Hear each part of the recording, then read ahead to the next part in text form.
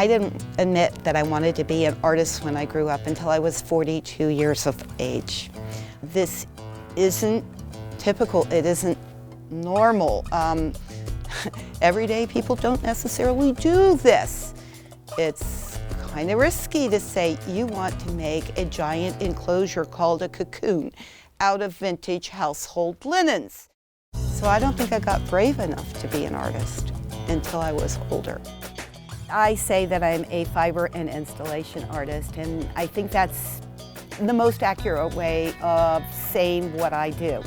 I work primarily with fabrics, and I like all of them.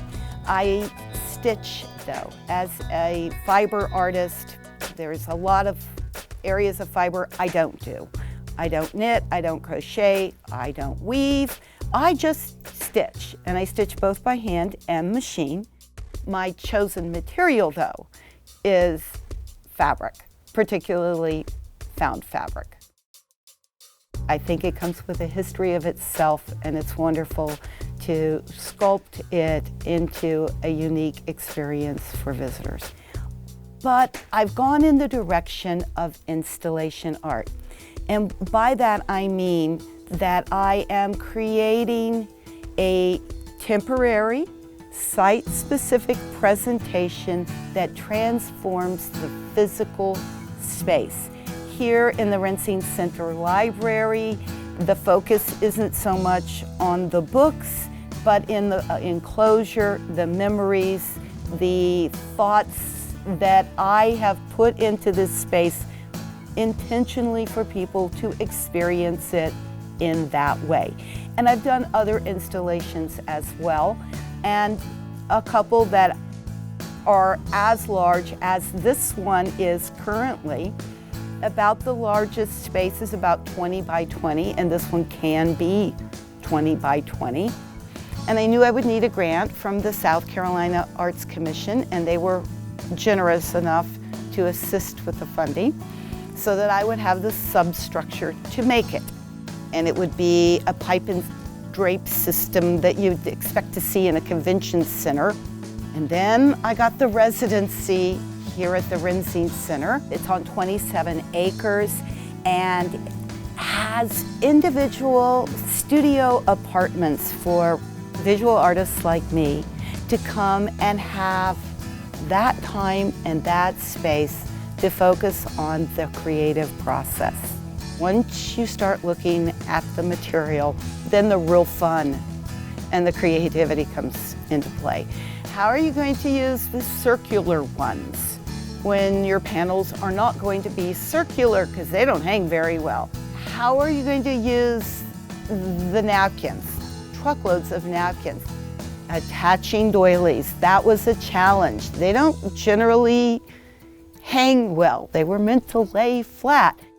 Those were the things I had to explore in order to figure out a puzzle with no definitive image made up of pieces that sometimes had to overlap and sometimes had to let there be a little gap between the individual pieces.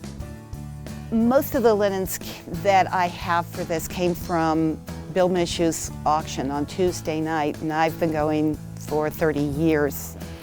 And frequently, they've bought a table lot and hand me off the doilies or the wooden spools or the pieces of crochet or something of this nature, saying, oh, well, this one's damaged, I can't sell it at the flea market. So a lot of people started donating to me. People I don't even know have come to my studio and handed me off a lot of their family pieces because they don't know what else to do with them. Nobody decorates with this stuff anymore.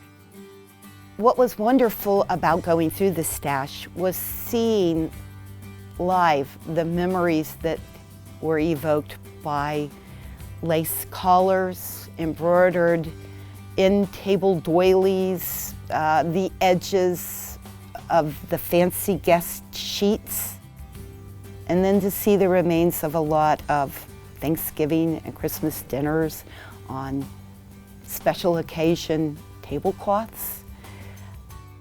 The garments were some of the most fun things to work with because instantly they are symbolic of people.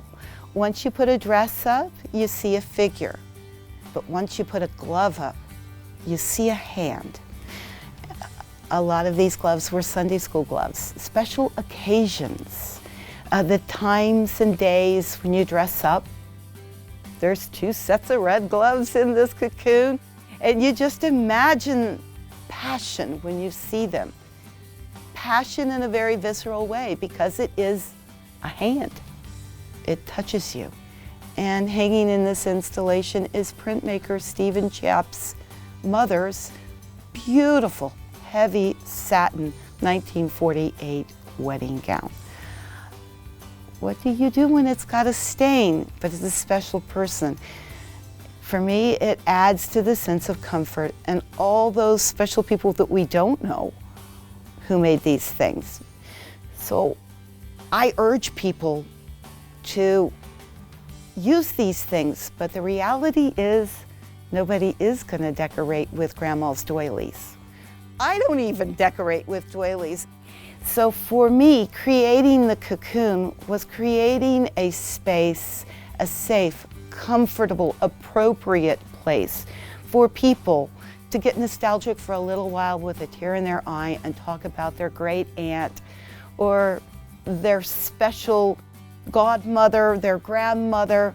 It makes a wonderful place for people to come together and remember and pay homage to all those people in their own past by paying homage to the anonymous makers of the cocoon.